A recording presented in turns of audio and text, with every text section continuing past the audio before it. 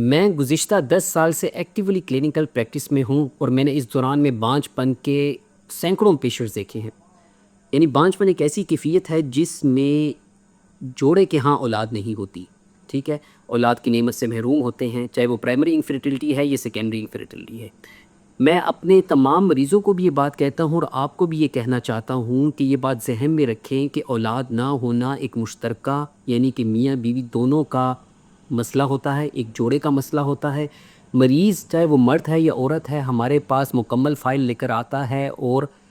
اس میں اکثر یہ ہوتا ہے کہ اس کا جو پارٹنر ہے چاہے وہ مرد ہے یا عورت ہے اس کی رپورٹس اور اس کا فزیکلی مطلب وہ موجود ہی نہیں ہوتے، جو کہ علاج کے راستے میں ایک رکاوٹ بنتے ہیں، ایک دقت بنتی ہے جس کی وجہ سے ان کا علاج نہ صرف لمبا ہوتا ہے بلکہ وہ مشکلات اشکار ہوتے جاتے ہیں۔ میں اپنے جونیئر ڈاکٹرز کو بھی یہ کہنا چاہتا ہوں اور پیشنٹس کو بھی کہنا چاہتا ہوں کہ جب بھی آپ آتے ہیں بغیر کسی شرم کے کوشش کریں کہ اپنے پارٹنر کو ساتھ میں لے کر آئیں، ان کی تمام رپورٹس جو آپ کروا چکے ہوتے ہیں، علاج معالجہ کروا چکے ہوتے ہیں وہ بھی ساتھ لے کر آئیں۔